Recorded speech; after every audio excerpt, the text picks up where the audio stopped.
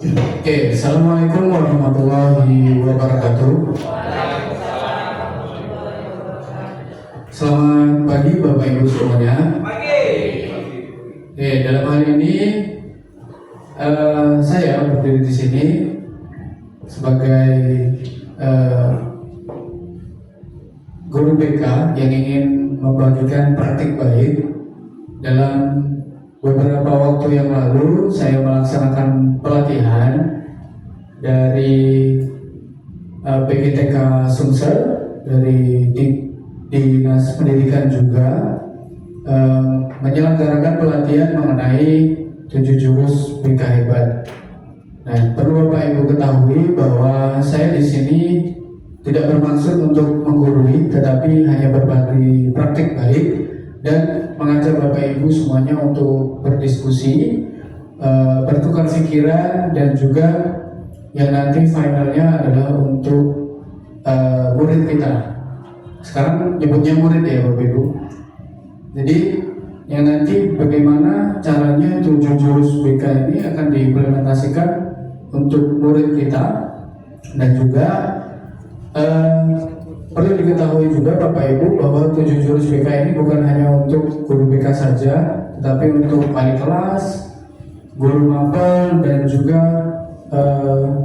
seluruh yang mana 7 jurus BK ini harus dikuasai. Dan seperti yang saya bilang tadi, finalnya adalah untuk murid kita. Nah, yang pertama yang akan saya sampaikan adalah mengenai atau memperkenalkan apa dulu 7 jurus BK ini. Jadi beberapa waktu yang lalu saya melaksanakan pelatihan di Hotel Ayula. Dari beberapa peserta pelatihan, kebetulan saya mendapatkan fasilitator nasional yaitu Bu Ismi, dan saya telah lulus untuk menguasai 7 jurus ini. Nah, tetapi yang akan saya sampaikan kepada Bapak Ibu adalah 2 jurus di mana yang saya terapkan kemarin kepada siswa. Yang pertama itu nanti ada jurus kenali potensi dan juga jurus kelola emosi. Nah, kenapa hanya mengambil 2 jurus? Karena dari beberapa jurus, ke-7 jurus ini, yang 2 jurus itu jurus 6 dan jurus 7 itu kan warnanya berbeda Bapak Ibu. 1, 2, 3, 4, 5, 6, 7. Nah, 6 sama 7 itu berbeda. Itu untuk guru. Yang pertama itu, yang untuk guru itu bangun kolaborasi dan juga menata situasi. Itu untuk guru. Yang 1 sampai 5 itu untuk murid. Jadi bagaimana kita menerapkan ke-7 jurus ini kepada murid. Nah, saya memilih kenali potensi dan kelola emosi. Karena alasannya, kenapa? Karena di kenali potensi ini kita perlu Bapak Ibu. Jadi di awal siswa masuk itu perlu adanya asesmen untuk mengenali potensi dan juga bagaimana caranya siswa memberikan belajarnya sesuai dengan potensinya. Karena berbagai macam karakter siswa, tentunya banyak juga potensi-potensi yang dimilikinya. Nah, yang kedua itu kelola emosi. Kenapa saya memilih jurus 2 untuk saya terapkan beberapa hari yang lalu untuk murid? Karena kelola emosi ini berkaitan dengan siswa kita yang mungkin banyak sekali ya. Kita basicnya SMK, itu banyak praktik dan teori. Tentunya siswa banyak sekali mengalami stres akademik dan cara-cara pengucapannya yang perlu diperbaiki. Yang pertama, mungkin pakai bahasa Palembang banyak siswa yang ngomong kotor misalnya. Benar, banyak siswa yang kurang mengontrol perkataannya. Nah, kelola emosi ini bagaimana caranya kita memberikan tanggapan atau respon yang yang nanti outputnya menjadi positif. Misal kalau siswa diganggu misalnya, responnya akan lebih, atau output atau kata-katanya akan lebih positif melalui kelola emosi ini. Jadi setidaknya bisa mengurangi respon dia yang negatif.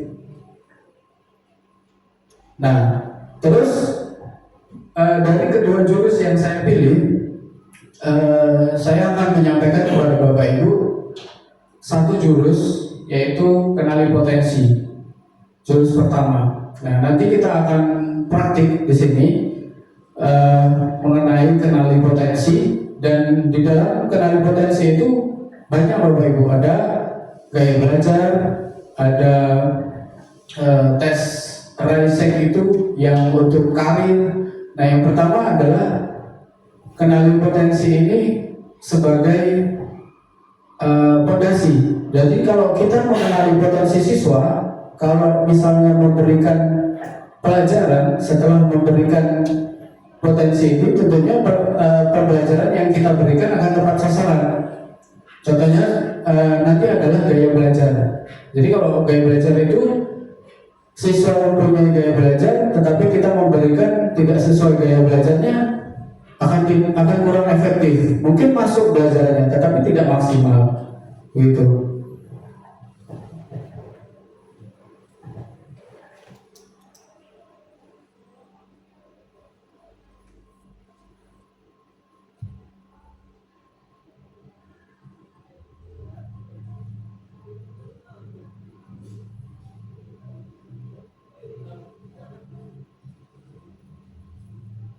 Nah,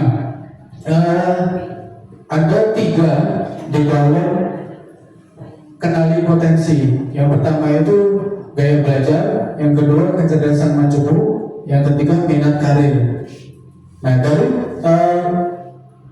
Bapak Ibu semuanya, maupun guru mapel, wali kelas, dan guru BK, semuanya perlu mengetahui hal ini, karena perannya apa? Ketika wali kelas mengetahui kelasnya gaya belajar siswa muridnya apa, misalnya auditory, visual, dan kinestetik, mereka akan bisa menempatkan siswa dengan sesuai, menempatkan denah tempat duduknya sesuai dengan gaya belajarnya. Misalnya kalau visual itu berarti siswanya cenderung menggunakan penglihatan. Nah, kalau misalnya auditory itu cenderung pendengaran. Kalau kinestetik praktik atau gerakan. Jadi gurunya bisa memberikan alat peraga dan juga membawakan contoh real yang nyata. Nah, biasanya anak-anak kinestetik ini kan tidak bisa diem Bapak Ibu ya. Banyak gerak, belajarnya harus ngawang-ngawang, ditulis di awang-awang misalnya.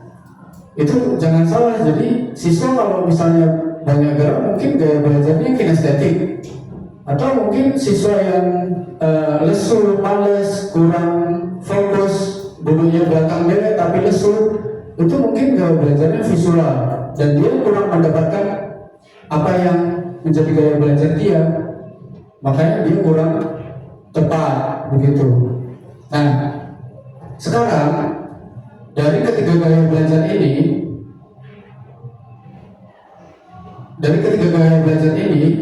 kita bisa memberikan siswa sesuai dengan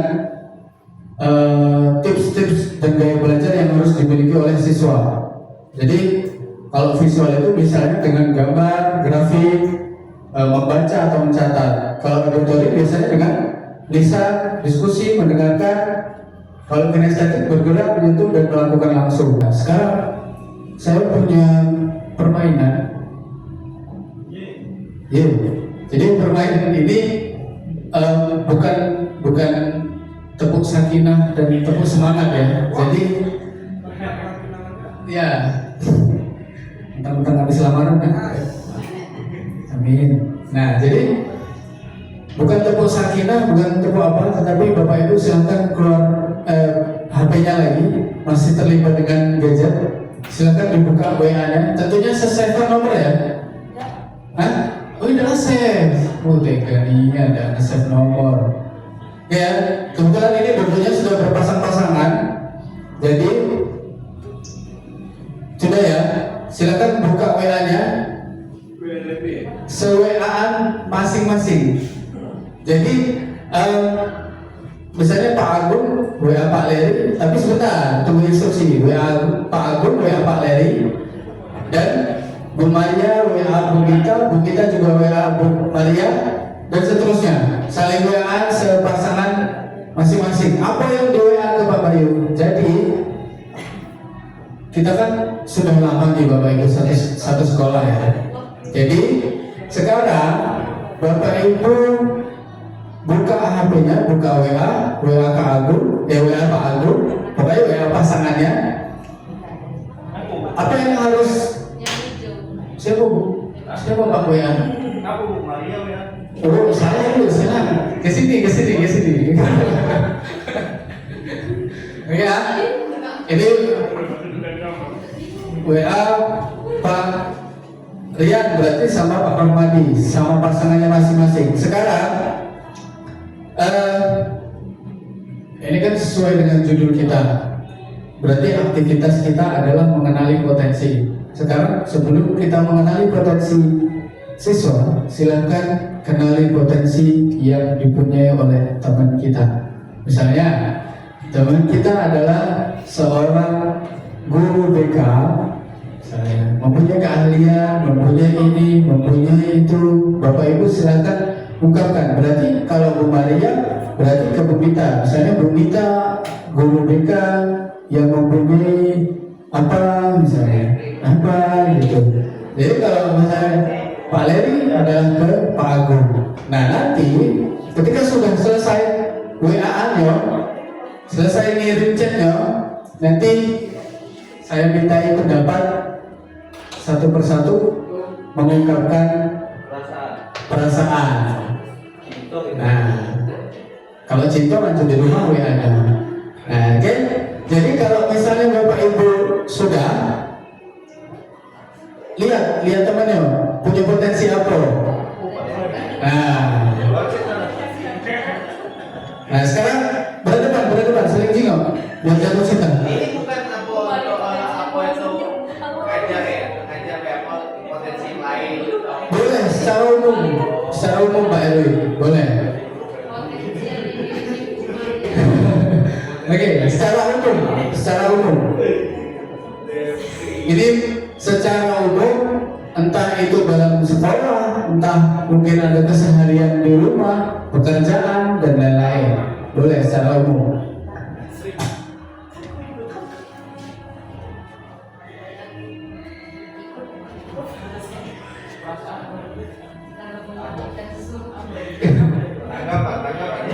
Ya, potensi, menilai. Tidak perlu jauh-jauh Bapak Ibu, sepengetahuan Bapak Ibu saja mengenai teman-teman Bapak Ibu. Berhadapan. Berhadapan.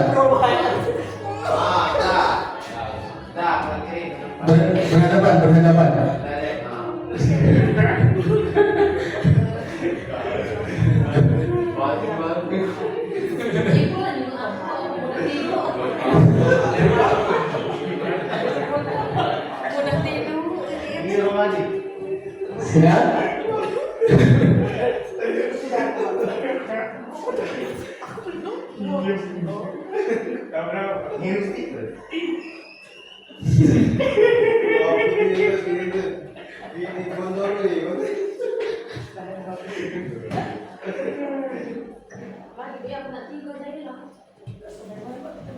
Baik-baik ya, apa? Nyala. Nyala aku.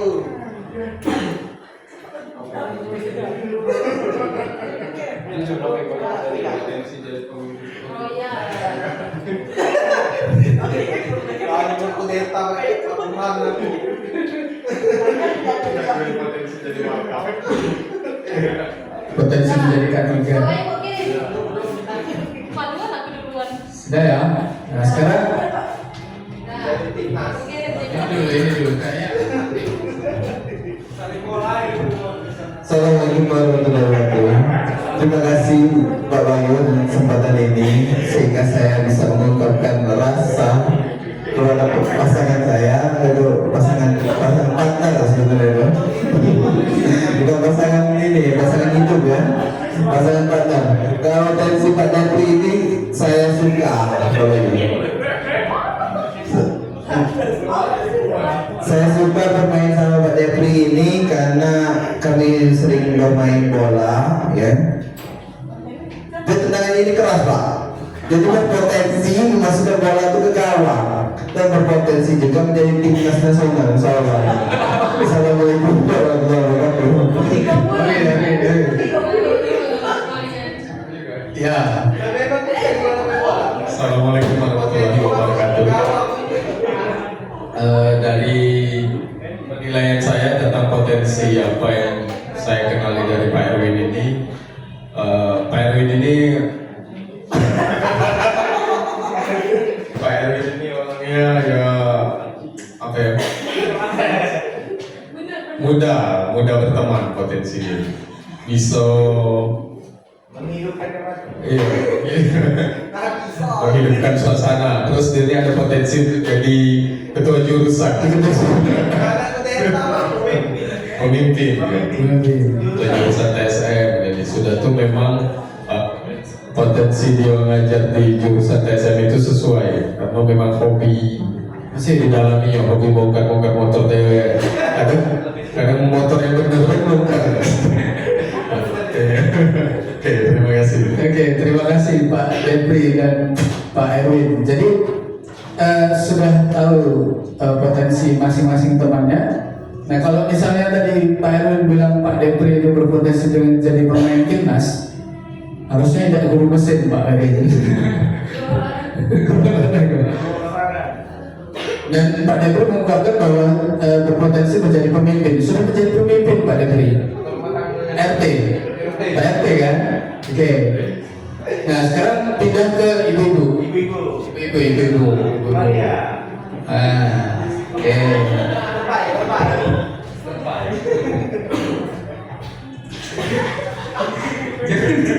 Baiklah, di sini saya melihat potensi Bu Maria selama saya mengajar di SMK 4. Yang pertama itu Bu Maria itu mudah senyum, mudah cepat menularkan kebahagiaan. Kalau misal berbicara selalu diawali dengan ketawa. Nah, jadi di situ kemungkinan kalau kita mempunyai permasalahan di rumah, kita tertular kebahagiaan ketawa. Jadi tidak memikirkan permasalahan yang ada di rumah. Kalau bawa Bu Maria nggak mau masalah gitu. Terus selanjutnya Bu Maria ini royal kalau lagi banyak rezeki.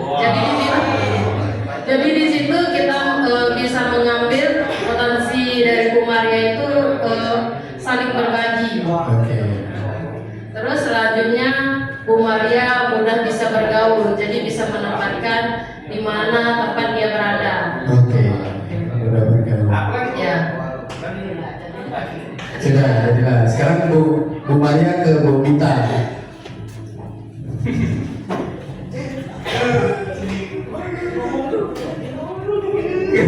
Oh benar, ketawa dulu kan? Iya benar.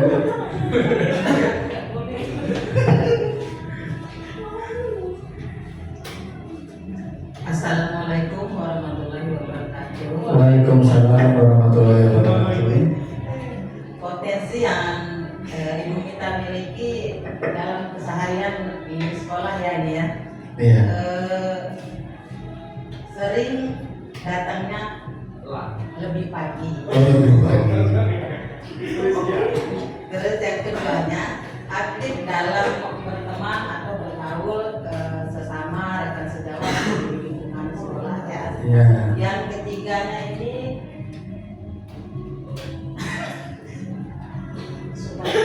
Suka tidur.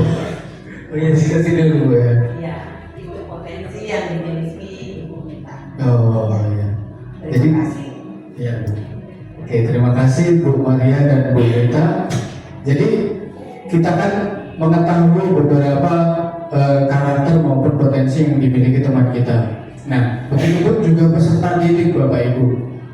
Jadi peserta didik itu mempunyai berbagai macam potensi, berbagai macam karakter yang harus kita gali. Ya melalui kenali potensi tadi. Dan ingat bahwa kenali potensi bukan hanya gaya belajar saja, tapi kecerdasan majemuk tadi, kecerdasan kepribadian, intelektual dan lain-lain. Nah, kita harus menggali itu. Sama seperti halnya tadi Bapak Ibu mengetahui karakter teman Bapak Ibu, karakter potensi yang teman Bapak Ibu punyai, sama saja dengan kita harus juga mengetahui karakter dan potensi siswa. Maka dari itu kenali potensi ini sebagai fondasi kita untuk melaksanakan pembelajaran dan melaksanakan masa depan, mempersiapkan masa depan anak-anak kita atau murid-murid kita nanti. Nah sekarang Bapak Ibu punya HP semua ya? Ya. Jadi sekarang ketik di HP Bapak Ibu di Google.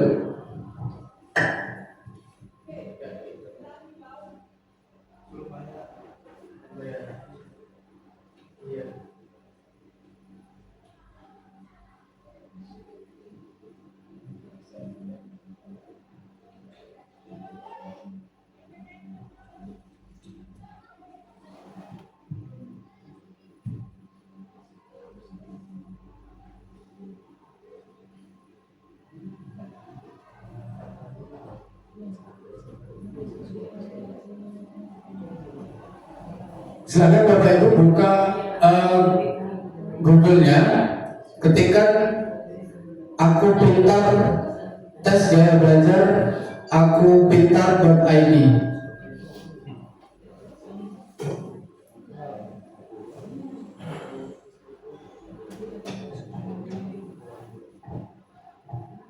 Sudah Bapak Ibu? Tes gaya belajar akupintar.id. Ya.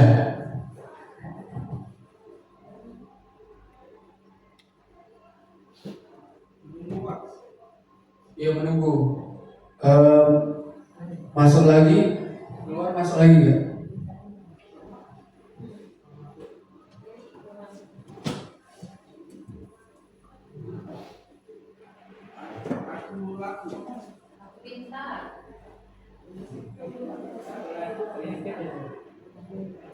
Nah menunggu, ini banyak yang akses Bapak Ibu.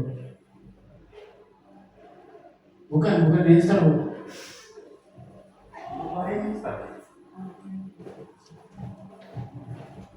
Sudah? Menunggu ya? Di refresh terus Bapak Ibu.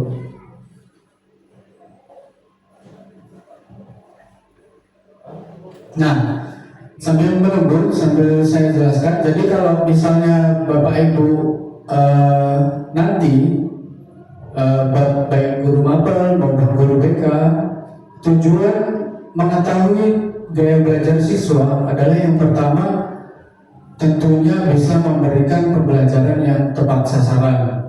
Yang kedua, siswa juga mampu mengetahui, ketika dia sudah mengetahui gaya belajarnya, siswa akan mampu menerapkan gaya belajar itu untuk belajarnya di rumah maupun di sekolah. Nah, jadi kalau misalnya siswa tahu nih bahwa gaya belajar aku ternyata auditori, bahwa jadi aku harus memberikan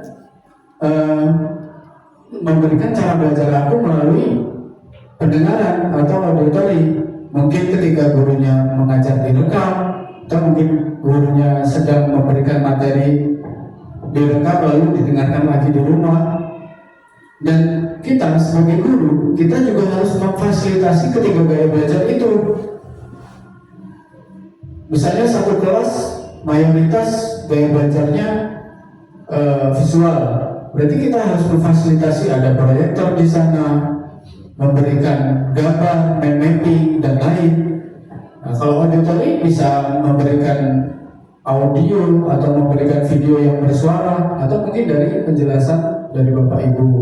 Begitupun juga kinestetik, Bapak Ibu juga harus memberikan alat peraga yang terutama ya guru-guru produktif yang harus memperbanyak praktiknya untuk anak-anak kinestetik. Sudah terbuka Bapak Ibu? Ya, ikuti tes.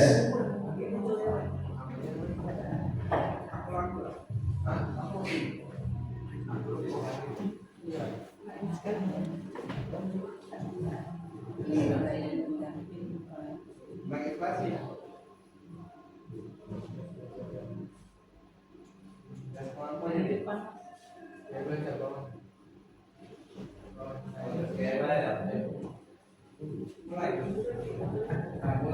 Mulai tes sekarang. Nah, jawabannya itu yang sesuai Bapak Ibu, yang sesuai dengan diri Bapak Ibu. Jadi tidak perlu tidak perlu mikir apa yang sesuai, yaitu yang Bapak Ibu isi. Masih menunggu Bu ya.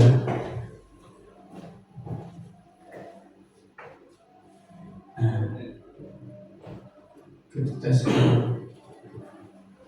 Nah, jadi yang sesuai dengan apa yang ada dalam diri Bapak Ibu diisikan. Kalau misalnya sesuai, itu berarti dipilih.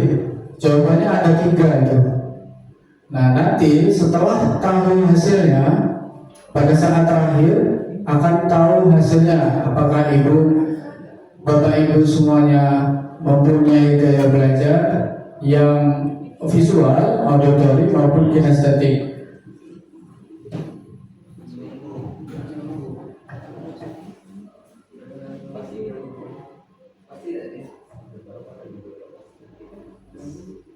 Menunggu udah enak ya.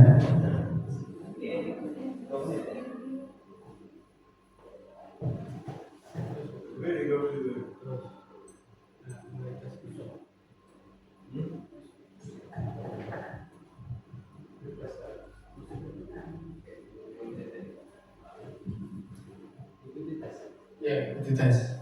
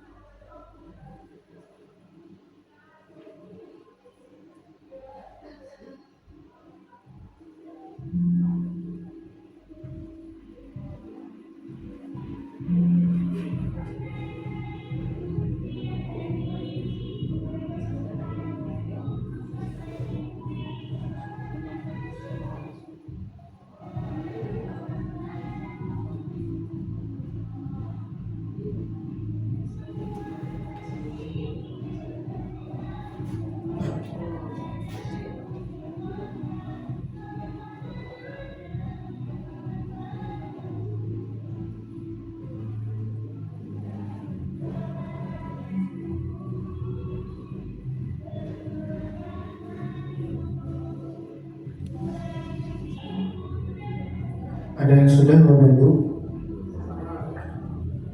Belum.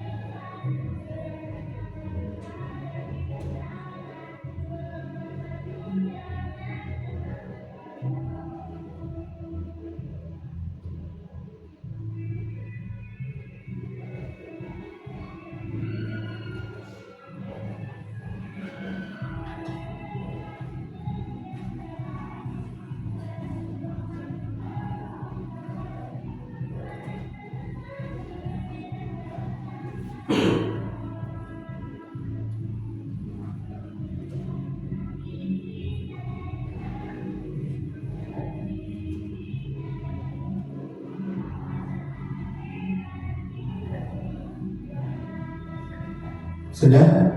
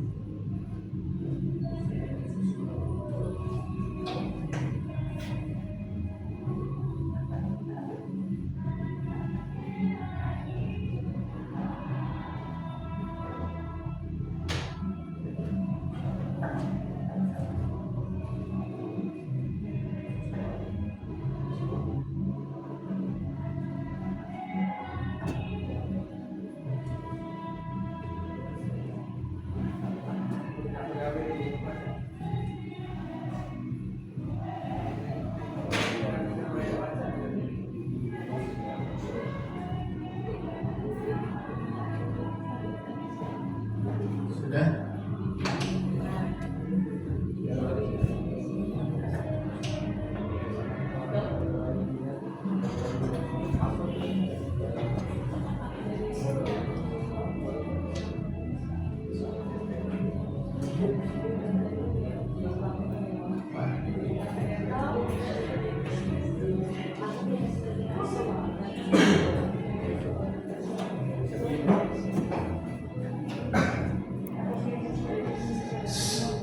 Sudah Bapak Ibu keluar hasilnya?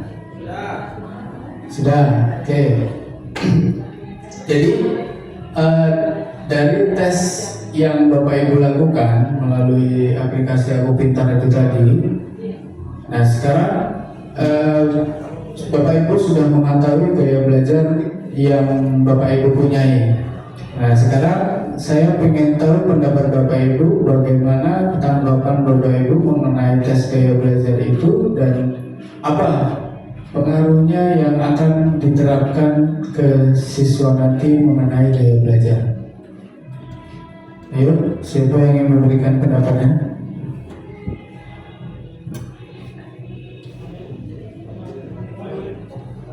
Izin Pak, ini anggap lagi kita jadi siswa gitu ya? Atau pelajaran apa yang bagusnya untuk kita gitu? Ya. Oke. Bapak Ibu, kalau saya visual kinestetik Bapak Ibu, kalau bisa digambarkan, saya ini lebih belajar harus praktek langsung. Jadi demonstrasi, berikan alat begitu. Jadi ketika belajar seharusnya memang project learning seharusnya kan. Jadi project based learning. karena kami mesin begitu, jadi memang eh, bukan secara gambaran yang harus mengawang-awang atau menalar, jadi harus pegang alat, harus mengukur langsung, begitu Pak Bayu. Jadi kayaknya memang harus praktik langsung gitu, biar bisa terserap. Oke. Jadi cocok untuk siswa Pak Agung ya. Kalau saya jadi siswa gitu. Ya, kalau jadi siswa. pembelajaran selama ini ya. Ya. Jadi kalau cocok tidak cocok kan kita tidak tahu. Mungkin Pak Bayu boleh kasih tahu ini aplikasi atau akun ini bisa dipakai untuk siswa. Bisa. Pun kalau misalnya kan kita minta tolong sama siswa untuk isi ini, apa kita bisa punya akun?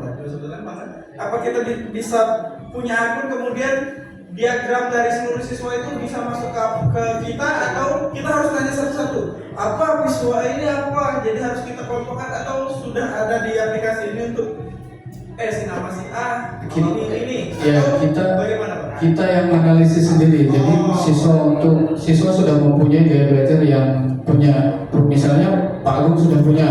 Jadi nanti tinggal siswa itu menganalisis gaya belajarnya sendiri. Nanti kita yang menempatkan dia untuk agar pembelajarannya tepat sasaran sesuai dengan gaya belajar dia. Terima kasih Pak Bayu. Oke, terima kasih Pak Agung. Jadi kalau Pak Agung tadi adalah visual kinestetik visual kinestetik. Jadi kombinasi visual dengan kinestetik. Jadi kalau misalnya pembelajaran yang mengandung visual, berarti kita harus melibatkan penglihatan dia. Kecuali kalau misalnya dia itu cuman kinestetik saja, berarti kalau dia kinestetik saja, dia melalui praktek pun dia sudah paham, dia sudah bisa. Tapi kalau ada visualnya, berarti dia harus disimulasikan dulu melalui gambar lalu praktik. Dia kombinasi. Dan biasanya Bapak Ibu yang perlu kita tahu adalah gaya belajar ini bisa berubah sewaktu-waktu. Makanya itu kalau misalnya dia bisa berubah tergantung kondisi. Kalau sebenarnya kita mempunyai semua tiga gaya belajar itu, tetapi pada saat apa kita menggunakan gaya belajar itu, dan pada saat apa kita tidak menggunakan gaya belajar itu. Nah, dan sewaktu-waktu bisa berubah tergantung faktor internal dan eksternal mereka. Mungkin dari teman-temannya, dari pergaulannya, dari physically internalnya. Mungkin kalau memang ada gangguan, ya terpaksa mereka menggunakan gaya belajar lain gitu. Misalnya kalau suasana kelasnya ribut atau gimana, ya kita menggunakan gaya belajar visual. Sebenarnya kita mempunyai tiga, tetapi ada yang lebih dominan di dalam diri kita. Oke, itu saja Bapak Ibu. Kalau misalnya nanti Bapak Ibu bisa mengaplikasikan gaya belajar ini ke dalam kelas Bapak Ibu semuanya, tindak lanjutnya adalah memberikan arahan kepada siswa untuk mereka belajar dengan melalui gaya belajarnya masing-masing. Kalau misalnya siswa memberikan pendapat, misalnya auditory, harus menanggapi dengan cara mendengarkan. Misalnya siswa dengan presentasi ke depan, siswa visual harus memberikan pendapat apa yang dilihatnya ke depan melalui presentasi, dan seterusnya. Ya, Bapak Ibu. Nah, sesuai dengan materi kita 7 jurus BK Hebat, sudah saya perkenalkan di awal tadi bahwasanya ini bukan hanya untuk guru BK, tapi untuk seluruh guru, baik itu guru praktik, guru umum, dan wali kelas, dan tentunya Bapak Ibu waka kesiswaan, waka kurikulum, dan waka-waka yang lain juga harus mengetahui hal ini atau 7 jurus BK ini. Nah, yang perlu diketahui juga bahwa jurus untuk guru adalah kolaborasi. Jadi yang perlu kita tekankan, kita perlunya kolaborasi antar siswa, guru, maupun wali kelas, maupun Bapak Ibu waka dan seluruh warga sekolah untuk melaksanakan kolaborasi.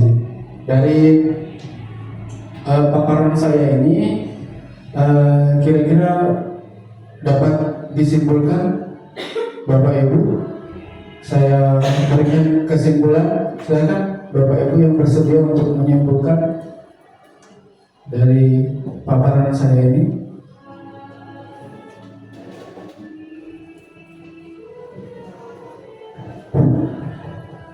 Izin Pak Wahyu, ya mungkin yang dapat kami simpulkan dari tema hari ini 7 guru BK hebat, terutama di kenali potensi. Jadi mungkin yang dapat kami ambil kesimpulan yang pertama, kita sebagai guru yang pertama harus mengetahui apa yang dimiliki potensi mungkin yang ada di pada murid kita masing-masing, karena setiap individu itu unik, mungkin berbeda. 35 kepala, 35 siswa, mungkin 35 karakter ataupun potensi yang dimiliki. Mulai dari tadi ada tes gaya belajar, mungkin audio, terus mungkin visual, atau juga mungkin kinestetik. Jadi dari sini mungkin kita belajar sebagai guru, ini posisi untuk guru, untuk murid-murid yang audio, ini juga untuk murid-murid yang visual, ini juga untuk murid-murid yang kinestetik. Sehingga di sini mungkin lebih dari Pak Bayu, mungkin di sini poinnya mungkin bagaimana kita secara guru harus mengenali potensi-potensi itu untuk memajukan mungkin apa yang ada pada siswa kita tersebut. Mungkin itu. Oke, terima kasih Pak Eli. Jadi siswa yang belum mengenali potensinya kita gali, dan siswa yang sudah mengenali potensinya kita majukan lagi dan kita perkembangkan lagi potensinya. Oke, terima kasih Bapak Ibu. Mungkin sampai di sini dulu pertemuan kita. Dari beberapa, oh ya Bapak Ibu, tahu nggak metode yang saya gunakan ini tadi untuk pemaparan ini menggunakan metode apa? Metode ARKA namanya Bapak Ibu. ARKA itu singkatan dari aktivitas, refleksi, konseptual, dan aplikasi. Bisa Bapak Ibu terapkan juga ke dalam pembelajaran Bapak Ibu. Aktivitasnya yang kita lakukan adalah ketika Bapak Ibu berpasang-pasangan tadi, lalu refleksinya adalah ketika Bapak Ibu dimintai pendapat tentang pasangannya masing-masing dan bagaimana pendapat tentang materi ini. Lalu konseptualnya saya menjelaskan, saya menimbang-balikan apa yang saya jelaskan tadi. Lalu aplikasinya adalah ketika Bapak Ibu mengisi gaya belajar tadi. Jadi konsep yang digunakan ketika pembelajaran ini tadi adalah ARKA, dan itu bisa Bapak Ibu terapkan juga di pembelajaran di kelas. Karena apa? Karena pembelajaran seperti itu akan berfokus pada siswa, dan seluruh siswa akan terlibat dalam pembelajaran dan aktivitas yang Bapak Ibu laksanakan di dalam kelas. Ya Bapak Ibu ya, ada pertanyaan sebelumnya? Oke, tidak ada. Oke, terima kasih. Sampai bertemu kembali di kemudian hari. Terima kasih atas antusias Bapak Ibu. Terima kasih atas waktunya, dan mohon maaf apabila Bapak Ibu meninggalkan jam pelajaran. Nanti bisa dilanjutkan setelah keluar dari sini. Saya akhiri. Wassalamualaikum warahmatullahi wabarakatuh.